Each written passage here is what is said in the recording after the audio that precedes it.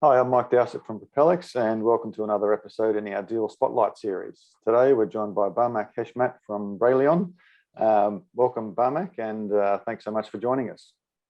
Well, thank you so much, Mike, for having me on your channel. Sure.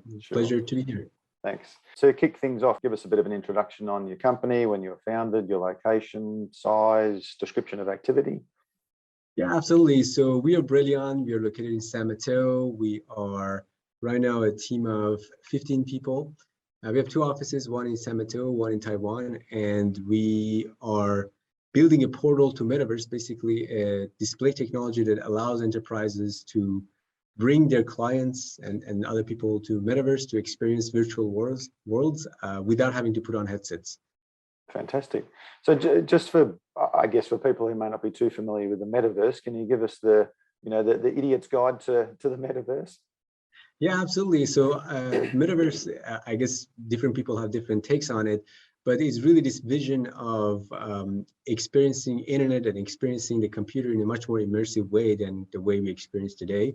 It has different elements to it. One element is immersion, so higher bandwidth, 3D experiences of the virtual world.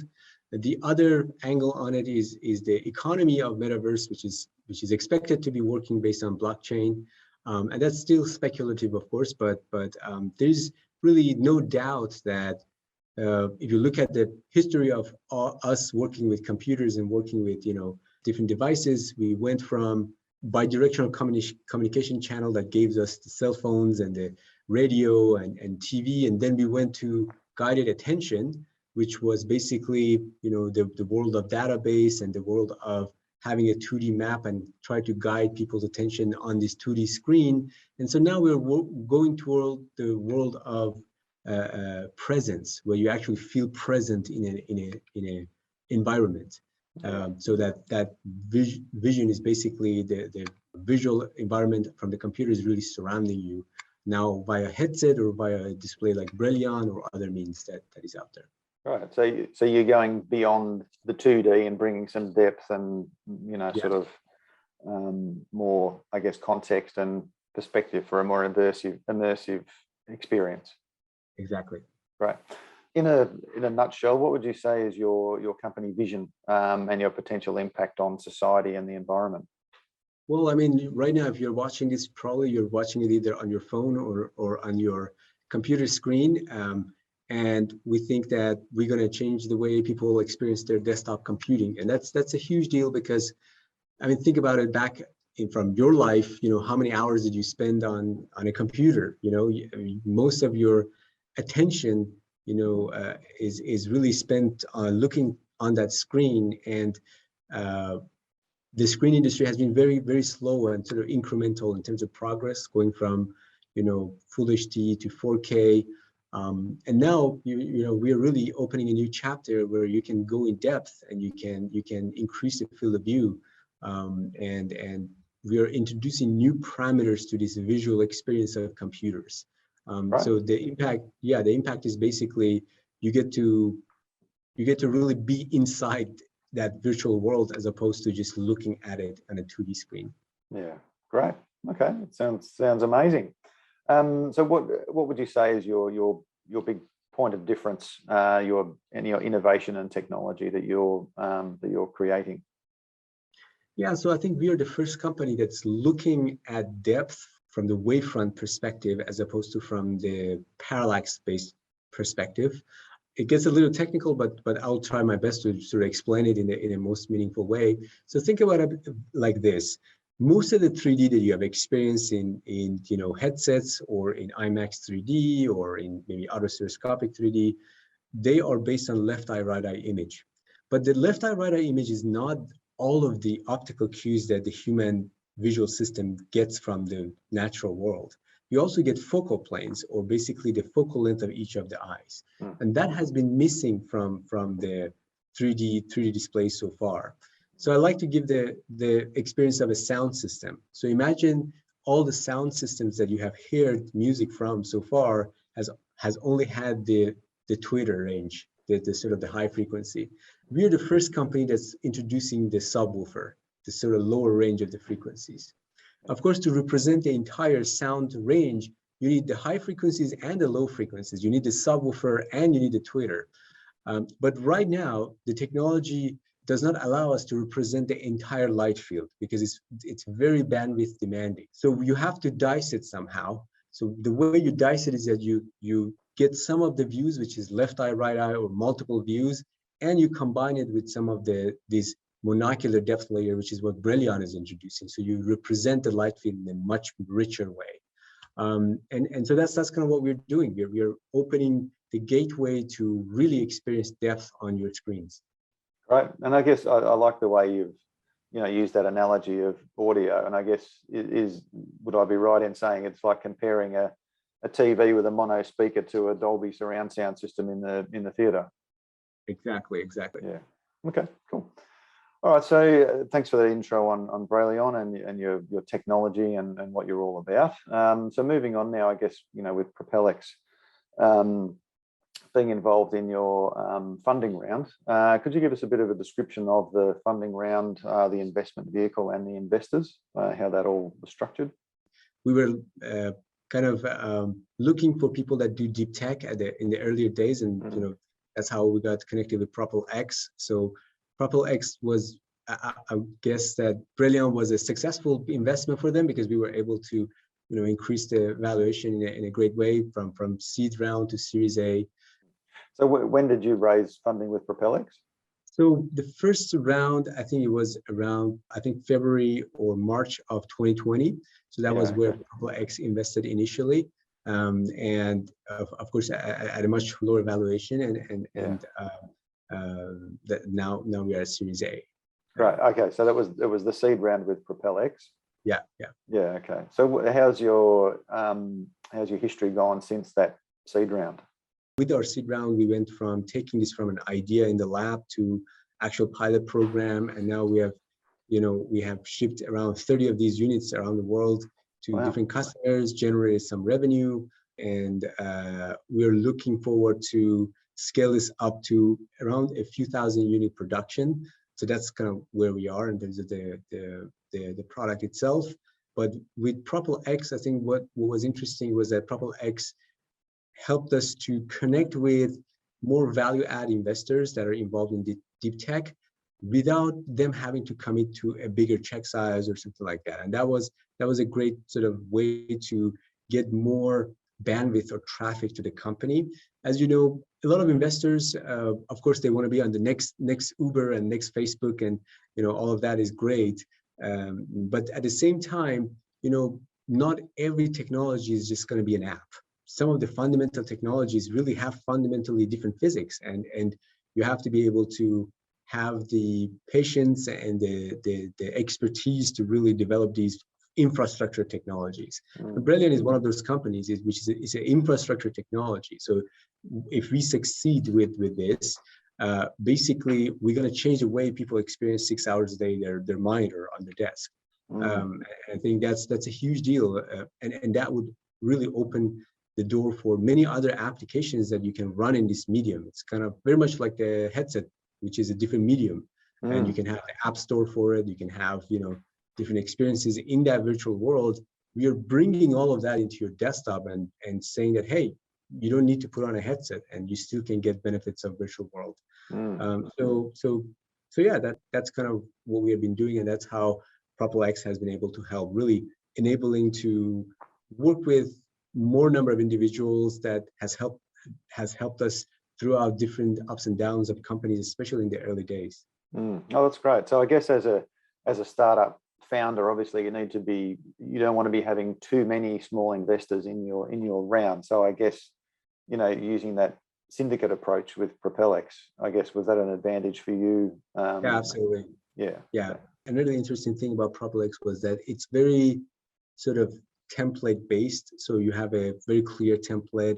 It's not something that you want to like negotiate, and that template is used for many different companies simultaneously. So that helps to bring more transparency and make the process just more streamlined. I think that was kind of the interesting angle of it.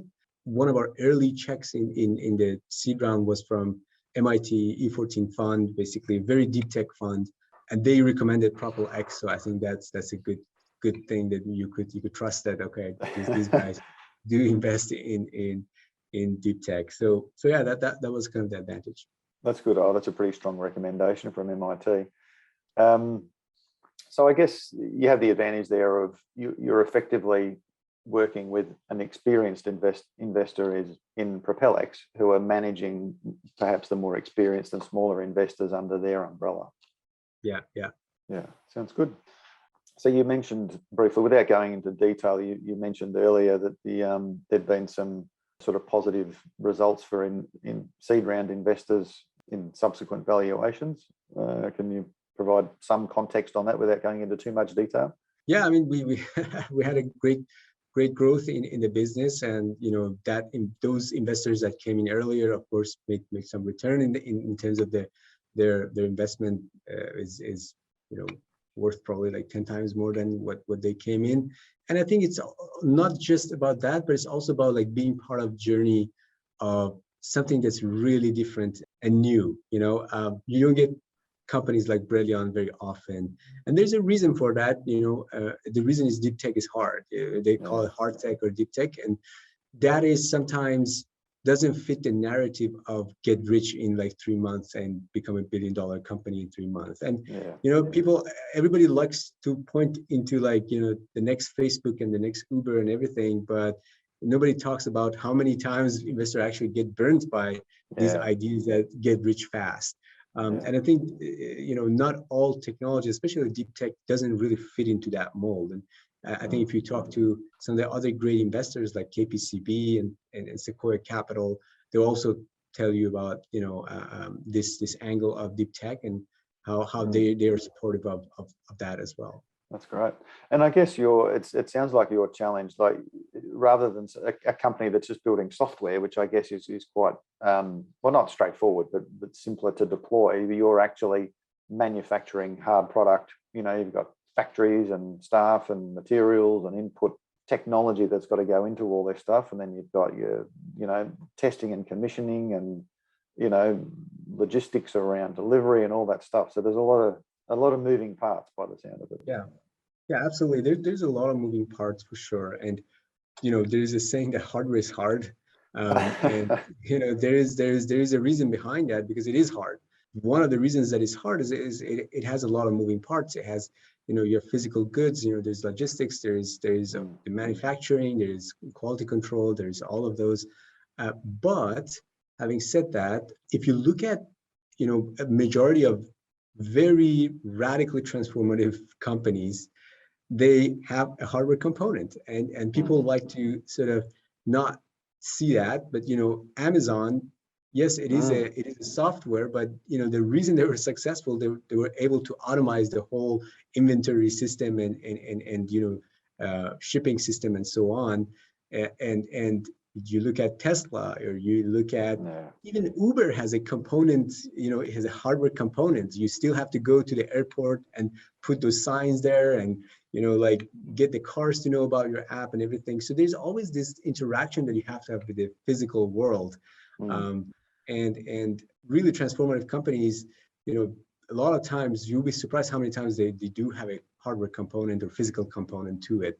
Yes, I would love to, I know that a lot of investors would love to just, look at a spreadsheet and magically have, this $1 million investment to become like $1 billion worth of money. And that's great. That's a great dream to have. But, that's not the story for, a lot of companies. And that's not the reality of the world. Yeah, interesting. No, that's great. So what's next for Berlion? So we are working hard to basically scale. That's kind of where our attention is. We have been trying to get some of the industry certifications as well, so that we are marketing our product for applications like gaming and things like that down the road with the certifications. And meanwhile, most of our sort of attention at the beginning is for our early adopters in enterprise, for flight simulators, simulation training, control centers, operations.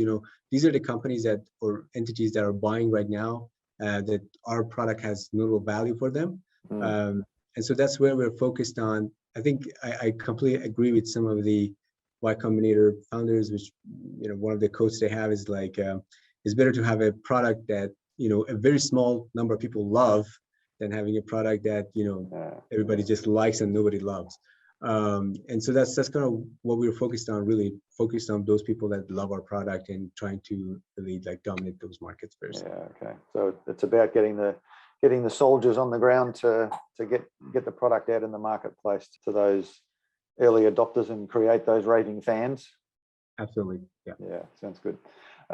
So I guess you've touched on it briefly, but I guess in summary, how would you sort of, you know, rate your experience raising capital on the Propellix platform?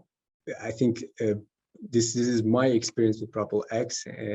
I think it was very straightforward, and the team was very helpful. So I didn't have to do a lot of legwork, to be honest, with Propellix. So it really happened organically and without much friction. So I'm pretty happy with the way that it worked out for me. And as I mentioned, it helped me to get connected with enthusiastic investors that otherwise I probably wouldn't work with, or there wouldn't be any vessel for me to work with them in any other way. So that was, in that way, it was pretty good. And the template and the sort of the flow of the system was very transparent and great for me to work with, and that was helpful as well. Great. So I guess just finishing off with a final question, you know, I'm always interested in if when people have gone through an experience, what did they learn from it? You know, what would you do differently? So, you know, you're obviously a long way into this journey with Brelyon. So if you could go back in time when you were just starting, what would you tell yourself then?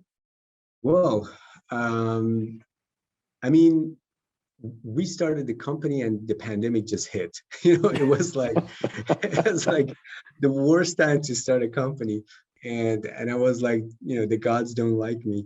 But I don't know. It's really hard to say what would I've done differently. I think there was a couple of things that maybe I would have done differently, and I tried to do this as much as I could, but maybe I could have done a little bit more, which was, you know, we started with like sort of prototyping the technology in the lab first, and, you know, did multiple prototypes before we start thinking about like what is going to be the product. And maybe if we have led with the product first, maybe that could have saved us a little bit time.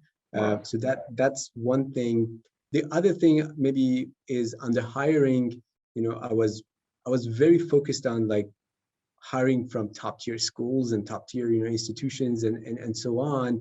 But I realized that it's not always about just hiring from top tier, but it's also more about relevance of that experience to what you're trying to do. And of course, you know, there's always some relevance. You can always find some relevance, but I think that these days I put that higher than, you know, if the guy is in the right school or right company and so on. So that's kind of another sort of thing that I would have done differently. But yeah, I mean, for me, this journey has been really, really rewarding, very exciting. You know, I don't think I would have done any other way. You know, it's fascinating to create displays, create sort of visual experiences that nobody has seen in the world for the first time. It's really, really interesting. You know, it's like building the first cell phone or building the first you know, a headset or the first, you know, virtual display, which is what we're doing, and it's really exciting. That's great. So it sounds like you might look back in the future. You might look back and consider this sort of, you know, you might be a world changer. Absolutely. Yeah, that's fantastic. All right. Well, Barmak, thanks so much for taking the time to be with us and talk to us today. I really enjoyed our conversation, and thanks again, and good luck with the next phase of Brelyon. Yeah, well, I would like to also thank the Propellix team and, you know, all your support through the years and ups and downs and everything. And I think the success of Berlion is owed to all the investors, all the engineers, everyone who helped the team to really bring this vision to the world. So I thank each and every one of you. Fantastic. Thanks again for joining us, and we'll see you next time. Yeah, absolutely. Have a good day. Bye. Thank you. Thanks, Barmak. Bye.